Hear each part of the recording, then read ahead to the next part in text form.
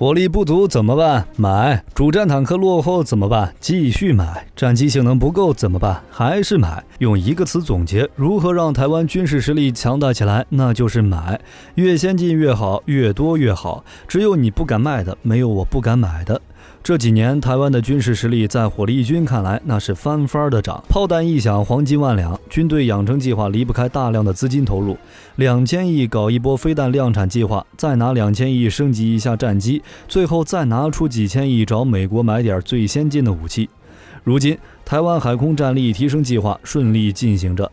飞弹量产计划也在紧锣密鼓地张罗着，12项造舰计划也开始初见成效，战机升级计划也完成了首批战机成军。只是你们真的了解台湾需要什么样的武器吗？今天火力军就用不专业的眼光来分析一下，台湾除了正在自研的装备以外，究竟还需要采购哪些武器？提前透露一点， F-35尼宗战机在这里面也只能排在第2位。首先要说的是 M109 自走炮，自从前2年美国同意出售这个以后，这事儿貌似就没有顺利过，什么产线排挤、延迟交付呀，又或者美国让台湾选择升级版本的 M109 自走炮，这些论调可是一直都在社交媒体上流传。 M109A6 自走炮有用吗？有，当然有，而且有大用。对于现在的台湾来说， M109A6 自走炮已经算得上是陆军最需要的武器之一了。你看看陆军的家底就知道了，老旧的 M109A2 与 A5 甚至是采用开放式炮塔设计，成员防护力极差的 M110A2，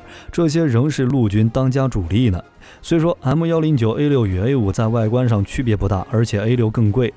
但这俩已经相差整整一个世代了。这样说吧，如果 M109A5 是手排车， M109A6 就是自驾车。在火力军看来， A5 是机械化 M109 系列自走炮的终极改良版。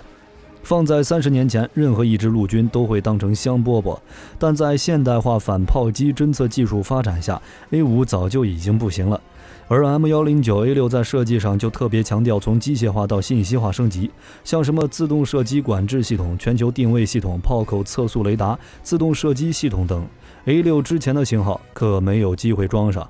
而这些配置则可以让每一辆 M109A6 都可以进行独立作战，等同于自走炮车与射击指挥车合二为一。过去炮兵射击还需要有观测官人工修正，而现在 M109A6 可与 GPS 同步定位，就算隔着一座山也能看到战场的影像，甚至还有模拟事发功能。等这批 M109A6 到了台湾以后，完全可以分散部署在各个炮兵部队，利用自身先进的自动射击管制系统引导部队中其他旧型火炮发动攻击。也就是说， M109A6 打出一个参考点以后，其他的 A5、A2 可以坐标射击，这样就能以 M109A6 为中心组成一个攻击火力网，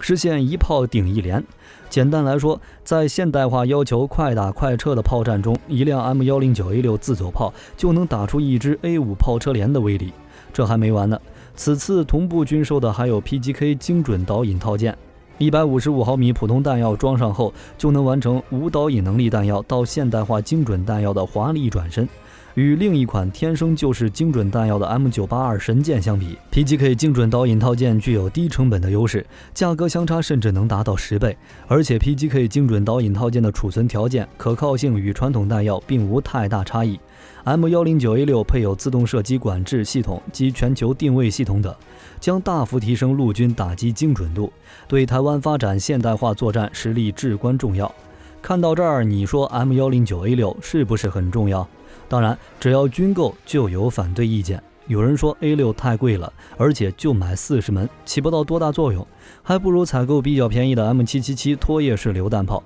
这样还能换装更多的炮兵单位，顺便也可以申请在台湾组装生产，逐步实现火炮自研。甚至就连俄罗斯曾经还发文嘲讽，一辆 M109A6 需要支付1850万美元，购买这40门都要报废的老旧火炮，还不如选择3辆高大上的坦克。俄罗斯还称美国人奇迹般的欺骗了台湾人，这些话可是引起热议。是不是看到美国卖出这么多军备羡慕美国了？还是管管乌克兰的战场事去吧。在火力军看来，这俄罗斯关于这一辆1850万美元的说法，明显是以军售总价约7.5亿美元除以40辆算出来的。但实际上，这7.5亿可不仅仅只有这40门自走炮，实际上还包括20辆 M992A2 弹药车、5辆 M88A2 救济车、先进野战炮兵战术资料系统以及 PGK 精准导引套件1698具。不知道俄罗斯在这儿抖什么机灵。至于前面所说的产线排挤、延迟交付这件事，贝翼系统公司也说了，只要美国与台湾签好合同，我们绝对有能力按期交付40门 M109A6，绝不缺斤少两，更不会排挤到像台湾这种客户。按照台湾公开的计划来看，陆军有希望在明年接收首批8辆 M109A6，2024年16辆，到2026年接收完毕。如果贝翼系统交货排程没有问题，也许要等到美国协调后才能确定确切交付时间。不过趁着合同还没有正式交付，美国这边倒是敦促台湾，你看要不要考虑升级一下自走炮呀？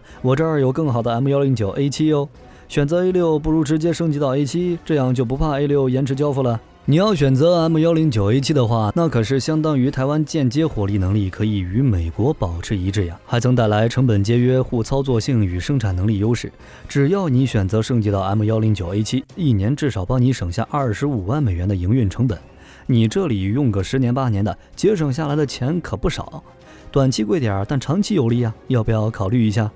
至于台湾要不要升级到 M109A7， 火力军没有看到确切消息，不过听说有不少人是非常支持升级的。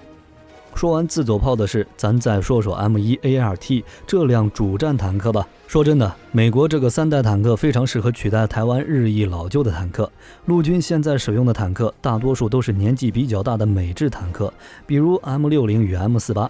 长期以来，台湾就一直在讨论要不要买 M1A2， 买来到底有没有用这类的问题。因为很多人觉得，在台湾沿海湿地与山地内陆，吨位这么大的 M1A2 能不能行？可别过桥的时候给桥压塌了。经过10来年的拉扯，最终台湾还是决定要买 M1A2， 而且一买就是108辆。只是目前还不确定首批坦克到达台湾的准确时间。总有人说台湾买到的 M1A2T 是美军现役 M1A2 Spiv V3 的阉割版。事实上没说错，但即使是阉割版 M1A2T 与美军现役 M1A2 Spiv V3 在性能上接近同等级。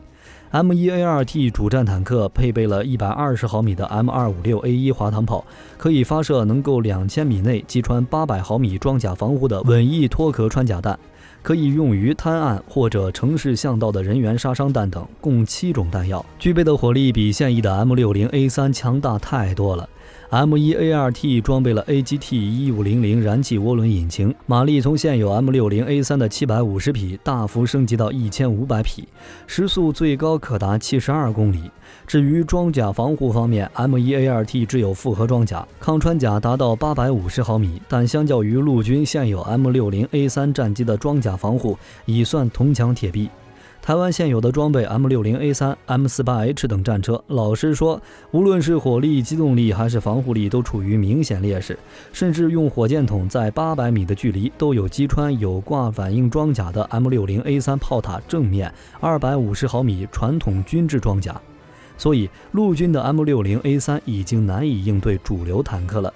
估计现役各家主力坦克只露出炮塔正面给让你打，你那105毫米都打不穿，这在战场上遇到了 M60A3 就要吃瘪了。但当台湾装备了 M1A2T 之后，情况就完全不同了。虽说台湾没能用上美军装备衰变铀装甲的自用版，但 M1A2T 的装甲仍然是先进的复合装甲。面对现在各方的主力坦克，至少在防御上不会相差太多。更重要的是 M1A2T 因引擎马力足，所以对防御力也有很大的帮助。这并不是说用高速跑来躲炮弹，而是充足的马力与承载系统能够让战车披挂更多的附加或反应装甲，大幅度增加防御力。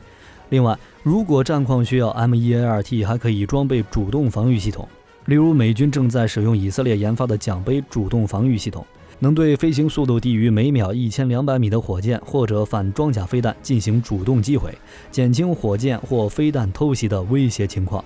这样来看， M1A2T 势必将成为陆军装甲部队中威慑力最强也最受忌惮的一支兵力了。想要对付陆军，势必要抽调大量资源搜索与摧毁 M1A2T， 可以极大牵制敌方火力。台湾由 M1A2T 担任矛头，与由现在 M60A3 战车担任矛头相比，其火力、防护力、机动力、通讯力都强大太多，在战场上发挥的作用也就更大。而且这次 M1A2T 除了采购穿甲弹以外，也采购了大量的 M830A1 多用途榴弹与盾性高爆弹，目的是对付步兵与坚固工事，也额外采购了 CROWS-LP 低姿态遥控武器站，很明显都是为了城镇扫荡作战而设定的武器弹药。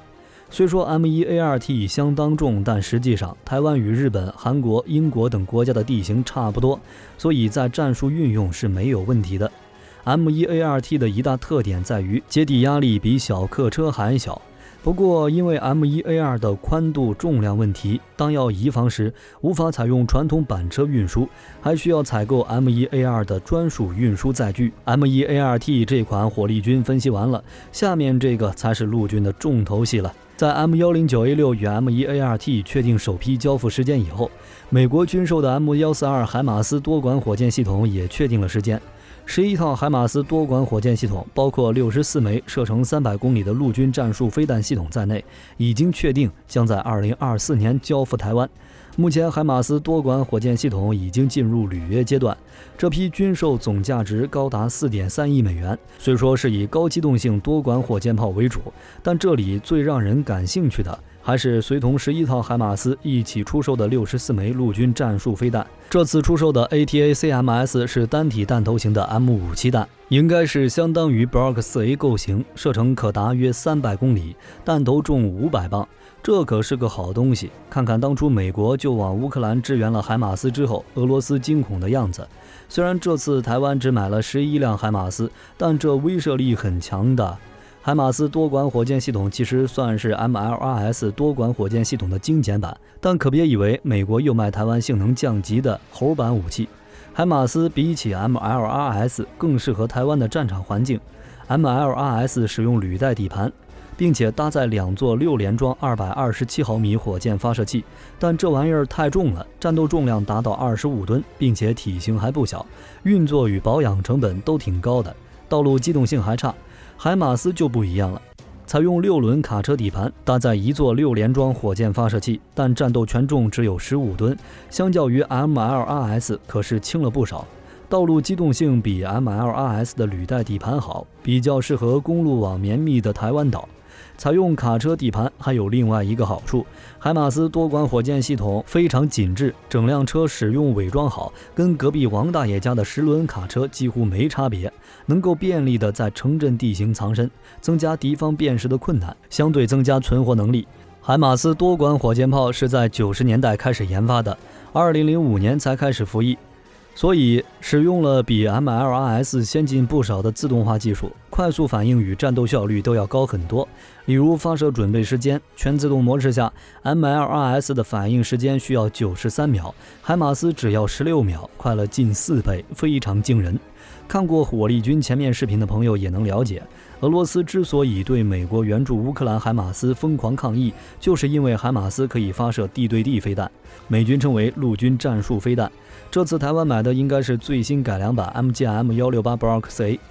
陆军战术飞弹最初版于1990年服役，正好赶上了第一次波斯湾战争。美军利用 MLRS 发射了105枚，以打击伊拉克军的各种重要目标，获得良好成效，从此展开大量生产。至2007年，共生产了3700枚，是美军现役的师级支援火力主力。MGM-168 Block 4A 的射程提高到300公里，但这并不是技术限制，而是基于飞弹科技管制条约。对于可供出口的战术弹道飞弹射程的上限，实际上最大射程约达500公里。MGM-168 Block 4A 除改良了推进系统，还利用了2010年代后的电子科技，改良导引系统以及弹头的引信，使其虽然改用单一的500磅高爆弹头，可以选择穿入目标再引爆，或是在半空中引爆的不同模式，对付点或面目标。增加任务弹性，必要时还可以将高爆弹头换装为核弹头，并且它还具备打击水面舰艇的能力。理论上来说 ，MGM-168 Block 4A 的弹道飞行高度最高50千米，仅达到地球大气层的平流层顶，因此终端下降速度仅3倍音速，不会产生黑障效应。MGM-168 Block 4A 长4米，直径0.61米，重量约1670公斤，外观与初期版本相差不大，但内部已经改良成为全新的飞弹。美军现役的陆军战术飞弹也将陆续改良成此版本。另外 ，MGM-168 Block 4A 还增加了终端主动雷达寻标器以及加装数据链，与最新版鱼叉反舰飞弹精确度相当，能够从友军单位获得目标更新信息，修正弹道，以精确命中海上船舰。加上3马赫的终端速度以及由上而下穿入船身引爆500磅高爆弹头，对大型船舰也有极强的破坏力。并且这枚飞弹可是经过实际测试的。在2018年6月举行的环太平洋演习中，美国陆军首次测试由海马斯发射一枚 MGM-168 Block 4A， 并成功命中靶舰。由于 MGM-168 Block 4A 具有反舰能力，配合暗射鱼叉雄风23型反舰飞弹，可由高低不同弹道攻击大型船舰，增加攻击成功率与敌方拦截难度。海马斯还可以凭借着机动性与快速反应能力，在台湾依托山林、城镇等不同地形掩护藏匿。首波采购数量为64枚飞弹与11辆海马斯发射车，显然是练习用，让台湾官兵先熟悉装备。未来应该会采购更多数量的发射车与飞弹。至于采购进程，台湾采购海马斯多管火箭系统的代号为轰雷项目，编列新台币150.4亿，采购11套海马斯多管火箭系统与64枚陆军战术飞弹，其中发射车、通讯指挥系统与后勤体系建立、教育训练费约为新台币96.2亿，这部分已经决标，后续约54.2亿新台币，应该就是 ATACMS 飞弹的费用，可能因为试射敏感，还有待进一步磋商才会签约。全案将在2027年完成，11套海马斯多管火箭系统将会全数在2024年完成交付。陆军3大新式武器系统海马斯 M1ART 以及 M109A6 中 ，M109A6 自走炮首批8辆将在2023年交运来台，2024年及2025年各交运16辆来台。在108辆 M1ART 战车面前，首批38辆在2024年交付，2025年交运42辆，2026年28辆。首批交运台湾的时间虽延后了1年，但 M1ART 专案仍能在2026年之前全部完成。以上就是陆军3大件的分析。除此之外，电子战也是一个重点。例如像 F-16 战机机载的武器配备里面有一款叫做高速反辐射飞弹，对于台湾来说，如果一旦遭到攻击，就必须要找到对方还没有发射的短程地对地飞弹，并将其摧毁。于是台湾大手一挥，划拨2000亿新台币，用来制造各种具备源头打击能力的飞弹，其中包括极音速武器。台湾现在非常需要海岸防疫、巡弋飞弹等，当然还有水雷这玩意儿，并且装备发展一定要打得远，还必须是远距离的精准武器。为了这方面的装备，2015年的时候，空军就将 F-16的4种精准弹药作为最优先目标。分别是 AGM-154 联合遥攻武器、AGM-88 高速反辐射飞弹、AGM-84HK 增程型距外公路飞弹与 AGM-158 联合空对地遥攻飞弹。只是前3种都已经买到了，唯独是 AGM-158 联合空对地遥攻飞弹至今没戏。AGM-158 全名为联合空对地遥攻飞弹，简称 JASSM， 其设计与性能特点为射程长、泥棕构型、先进精准导引、弹头筹载大等。所以这虽然是一款亚音速空射巡航飞弹，但其具备泥棕外形，还拥有被动式导引，所以难以被侦测。突防能力比台湾买的 AGM-84HK 还要强。AGM-158 属于美国新一代防区外发射空对地飞弹，分为 A、B 2个型号，射程超过300公里。此外，美国还在 AGM-158B 的基础上研制远程反舰飞弹，已经实现家族化发展，也就是前段时间火力军所讲的隐身反舰版本的 AGM-158C， 成为美军反介入区域制阻作战中相当倚重的远攻手段。也正因为这样，美国对这件武器的出口审核非常严，所以现在台湾正在积极寻求这件武器的军售。相对于台军现役以及已经获准采购的美制飞弹 ，AGM-158 的性能可以说有了代的跨越，具有足够的源头打击能力，配有1000磅的穿甲弹头，可挂载于 F-16V 战机上。如果台湾能买到，未来将成为空军威力最强空射型远程公路飞弹。这种飞弹的设计目的就是摧毁高价值、防御严密、固定和移动目标，并发射到足够远的地方，使发射飞弹的战机可以远离敌方的防空系统，可大幅强化 F-16V 战机的远程对地攻击能力。自战机发射之后 ，AGM-158 型飞弹的弹翼尾翼会展开，并以次音速飞行，射程为370.4公里。借助配备的惯性导引系统，能按照预先设定的路径朝目标自动飞行。如果美国同意出手，未来空军由汉翔公司性能提升的 F-16V 型，或是新采购的 F-16CD Block 70型战机，都可以斜挂联合空对地距外飞弹，再搭配 FCK-1AB MLU 型战机配备的自制万箭飞弹，将能大幅提升空军战机的存活性。只是这玩意儿实在是太敏感了，不知道台湾能否申请通过，至少在火力军看来还是比较难的。你们觉得呢？下一件台湾非常需要的装备就是 F-35多用途泥踪战机了。这是美军与盟国在21世纪的空战主力，作战半径1000公里，依性能不同分成 A、B、C 3型。而在这3个里面，对台湾来说，短距离起飞垂直降落战斗机是最符合台湾战场特色。不过，专家认为，采购一架 F-35B 就要1亿多美元，而台湾陆海空3军的武器采购预算1年只有30亿美元，台湾的预算恐怕无法支撑。在台湾已宣誓将自力研发新一代战机的情况下，是不是应该购买 F-35？这能带给台湾什么好处？又可能会有什么问题？ F-35是美军用来辅助 F-22的新一代多用途战机，计划取代仍在许多国家服役的 F-16。拥有许多特点，除了极先进的泥踪能力外，最重要的是 F-35将一口气淘汰目前许多国家所使用的不同类型战机，简化这些国家的后勤与训练。目前 F-35总共拥有3种型号，分别是主要供空军使用的 F-35A， 拥有最强空中战斗与对地攻击能力；供美国海军陆战队与其他海军使用的 F-35B， 拥有短距起降与垂直起降能力，能够在两栖攻击舰或滑跃型航母上任意起降；还有供美国海军航母使用的 F-35C。拥有强化的机身结构，可以使用弹射起飞，并在航空母舰的狭小飞行甲板上降落。这也是未来美国海军航空母舰上的主力舰载机。泥踪是 F-35最主要的优势之一，但让 F-35能大幅超越前一代战机的关键，则是它装备的联合接战能力。简单来说，泥踪战机并不是真的在雷达上消失，而是雷达反射截面积比较少，让雷达无法侦测到远距离的泥踪战机。但只要泥踪战机持续朝雷达接近，最终雷达还是能够发现泥踪战机，只是距离可能已经非常近。而联合接战能力能利用互相勾连的军用高速无线网络，让 F-35接收整个战区内所有友军单位，包括各式的雷达、战机、空中预警机、海上舰艇、地面部队等所提供的即时战场资讯。也就是 F-35甚至还没有离开地面，还未开启雷达，只要开启从资料链接收资讯，就已经不断收到敌机的目前位置、最新方向与速度，对战场的情况了如指掌。这也就是超视距作战的最重要优势，我看得见你，你看不到我。当敌方战机还无法发现 F-35时， F-35就已经透过资料链从友军单位取得敌机的最新资料。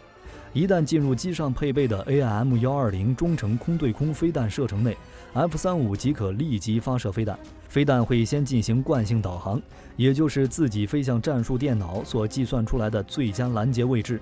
若敌机中途改变了飞行方向或速度，飞弹也会由资料链接收 F-35所提供的最新敌机动态，以调整飞弹方向。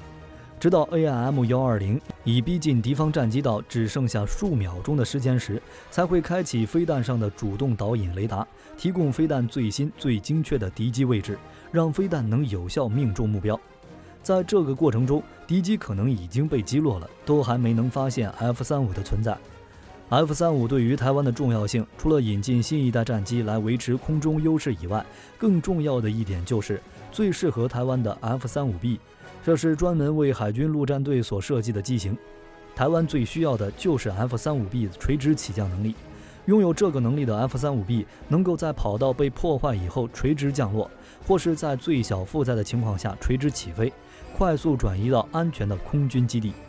不过 F-35B 也有缺陷，那就是因为特有的垂直起降装置占据了机身内的庞大空间，所以 F-35B 是3种型号内最弱的。同时，垂直起降装置较为复杂。F-35战机的发展过程不断延宕，研发经费节节高升，很大一个原因就是这个构型的垂直起降技术还不完全成熟所造成的。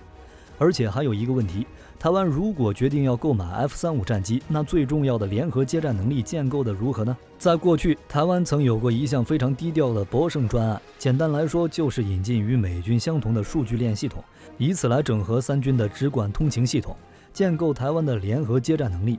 不过因为经费问题与法国拒绝在幻象2000上安装，所以台湾目前只有部分军舰、战机与地面部队纳入其中。所以在联合接战能力这方面，台湾发展的并不完全，这是一个问题。所以说 F-35战机本身拥有非常先进的能力，例如头盔瞄准器加上有高偏轴攻击能力的 AIM-9X 短程红外线飞弹，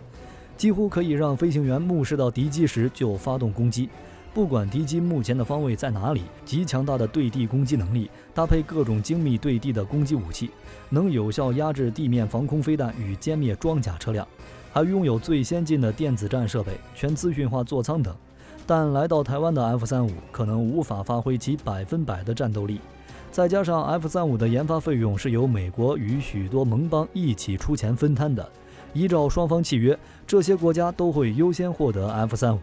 但 F-35不止生产期程不断延宕，单价也一路飙高，所以就算美国愿意出售 F-35B， 台湾恐怕也要等待很长一段时间才能取得战机，同时军购金额将可能会是天文数字。再说了，台湾已经决心自主研发下一代战机，采购 F-35B 除了将严重排挤新型战机的研发生产经费外，也很有可能重蹈过去购买 F-16AB Block 20与幻象2000战机后，让 IDF 的生产数量腰斩的覆辙，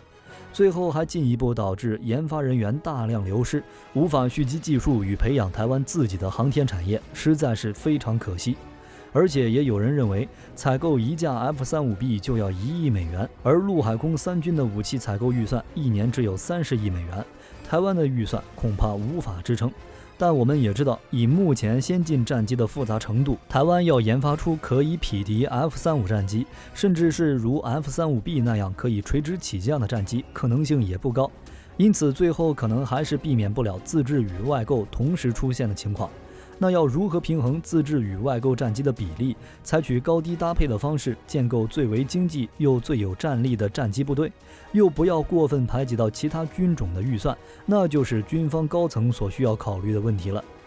不过火力军还是觉得台湾采购 F-35B 是利大于弊的。随着美国第6代战机的试飞， F-35的技术也变得不再那么敏感，因此美国向台湾出售 F-35的可能性将越来越大。有人猜测，美国拒绝售台 F-35是为了出售 F-16，而一旦 F-16的合同履行完成后，出口 F-35仍然存在很大的可能，不过可能要等到2030年了。你们觉得台湾空军能拿到 F-35战机吗？最后出场的才是目前的台湾最需要的东西，那就是潜舰。台湾自造潜舰的计划从2017年就开始了，中科院负责设计台湾造船建造，预算高达160亿美元，计划建造8艘才够用。长期以来，台湾就一直需求购买必要的技术与零部件，来升级海军日益老化的潜舰，同时也想打造属于自己的潜舰。虽说美国已经同意美国厂商来协助台湾，但台湾还是需要其他的国家的帮助，因为美国海军只有核动力，而台湾需要的是柴动力。在美国帮助下，英日德等国的技术人员参与到了台湾潜舰的设计与建造工作。另外，台湾还从印度、韩国、西班牙等国聘请退休的从事潜艇设计制造的人员，并从美国、德国等国引进了建造潜艇的相关设备。在多方的技术支持下，台湾基本具备了建造潜艇的能力。不过，台湾自造潜舰仍然有大部分核心技术需要引进。潜舰建造所需装备分为25类，台湾具备可能制造能力的有19类，另外6类必须得从外地获得，包括柴油机、综合作战系统、声纳系统、鱼雷、飞弹、通信等。为什么台湾这么需要潜舰呢？这是因为想要进行海上封锁或突破封锁，最有效的装备就是潜舰，而且潜舰可以长时间潜伏在水下，水面舰艇防不胜防。所以从第一次世界大战开始，潜舰就是进行海上封锁战的重要利器。但台湾想要自造潜舰，面临着缺少蓝图、缺少测试设备与经验、冶金技术不成熟、难以获得作战系统等问题。毕竟潜舰的发展可不是一蹴而就，在短短几年时间内想完成从0到1的积累太难了。最快的方式一般都会选择先外购再摸索。即便解决了前面那些问题，台湾仍旧缺少模拟潜舰压力壳安全性的设备与经验。毕竟人命大于天，在深海活动的潜舰容不得一丝一毫的瑕疵。更重要的是，潜舰的舰体并不是安全无虞就好，还需要能在水下活动时保持高度静音，要不然你这边刚下水，那边就探测到你的声音了，岂不是白白送死？但这也是各国的最高机密，台船能否取得相关技术，也决定了潜舰计划的成败。所以台湾自制潜舰任重而道远，但这却是目前的台湾最需要的东西。你们觉得呢？欢迎评论区聊聊台湾还缺哪些武器。我是火力军，咱们下期再见。